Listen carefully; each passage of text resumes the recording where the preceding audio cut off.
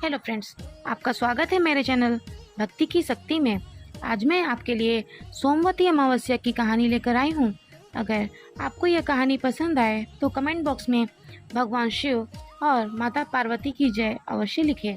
और अगर आप मेरे चैनल पर नए हैं और अभी तक आपने मेरे चैनल को सब्सक्राइब नहीं किया है तो प्लीज़ सब्सक्राइब कर लें, ताकि मेरे नए आने वाली वीडियो की नोटिफिकेशन आपको मिलती रहे। एक गांव में एक ननद और भाभी रहती थी। ननद और भाभी एक दूसरे के साथ बहुत प्रेम से रहती थी। ननद की शादी हो चुकी थी तो वह अपने ससुराल में रहा करती थी। भाभी हमेशा सोमवती अमावस्या का व्रत करती थी और पूजा पाठ किया करती थी और पीपल की पूजा भी करती थी।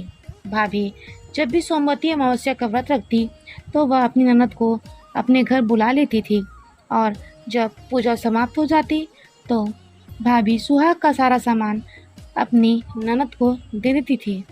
ननद सारा सामान लेकर अपने घर चली आती थी, लेकिन ननद कभी भी सोमवती अमावस्या का व्रत नहीं करती थी। ननद सुहाग का सामान लेकर घर आती और वह सामान पहनती तो पहनते समय उसकी चूड़ियाँ टूट जाती थी। ऐसा हर बार होता था। हर सोमवती अमावस्या को भाभी ननद को बुलाती और सुहाग का सामान देती और ननद बिना व्रत और पूजा किए वह सामान लेकर अपने घर आ जाती थी। और जब भी सुहाग की चीज़ें पहनती तो उसमें से चूड़ी टूट जाती। ऐसा कई बार हुआ तो एक दिन ननद अपनी भाभी के पास आई और अपनी भाभी को सारी बात बताई। फिर भाभी ने सारी बात अपने पति को बताई और अपने पति से कहा कि आप किसी अच्छे पंडित के पास चले जाइए और उनसे पूछिए कि आपकी बहन के साथ ऐसा क्यों हो रहा है। तब भाई एक विद्वान पंडित के पास जाता है और सारी बात पंडित को बताता है और पूछता है कि पंडित जी, मेरी बहन के साथ ऐसा क्यों हो रहा है। तब पंडित जी कहते हैं कि आपकी बहन भाभी का दिया हुआ सुहाग का सामान ले तो आती है, लेकिन कभी अपनी भाभी के साथ सोमवती अमावस्या का व्रत नहीं करती है, पूजा पाठ नहीं करती है और ना ही अमावस्या की कथा सुनती है। इसी कारण यह सब आपकी बहन के साथ हो रहा है।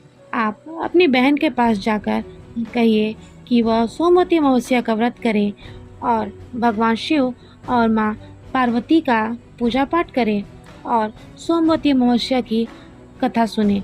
अगर वह ऐसा करेगी तो भगवान शिव और माँ पार्वती की कृपा से सब कुछ ठीक हो जाएगा। उसके बाद भाई अपने घर आता है और पंडित जी की बताई हुई सारी बातें अपनी पत्नी और अपनी बहन को बताता है। तब बहन को अपनी गलती का बहुत पछतावा होता है। तब वह कहती है, अब मैं भी अपनी भाभी के साथ सोमवती अमावस्या का व्रत किया करूँगी, पूजा पाठ किया करूँगी। फिर सोमवती अमावस्या आने पर ननद ने अपनी भाभी के साथ सोमवती अमावस्या का व्रत रखा, पूजा पाठ की तथा कथा सुनी। इसके बाद जब भी वह ननद सोमवती अमावस्या के दिन अपनी भाभी के घर आती तो पूजा पाठ करती और भाभी जो सुहाग का सामान उसे देती उसे लेकर वह अपने घर आती। अब जब भी वह उस सामान को पहनती तो चूड़ियाँ नहीं टूटती थी। इसके बाद ननद और भाभी खुशी खुशी सोमवती अमावस्या का व्रत करने लगी। इसी तरह जो भी सुहागन स्त्री इस सोमवती अमावस्या का व्रत करती है, भगवान शिव और माँ पार्वती की पूजा करती है, उन्हें अखंड सौभाग्यवती होने का सौभाग्य प्राप्त होता है। उन्हें माँ पार्वती का आशीर्वाद मिलता है और उनके पति दीर्घायु होते हैं। तो हे भगवान शिव और हे माँ पार्वती, अपने आशीर्वाद से सभी स्त्रियों का सुहाग अमर करना। अगर आपको मेरी यह कहानी पसंद आई हो तो मेरे वीडियो को लाइक करें और ज़्यादा से ज़्यादा शेयर करें। धन्यवाद।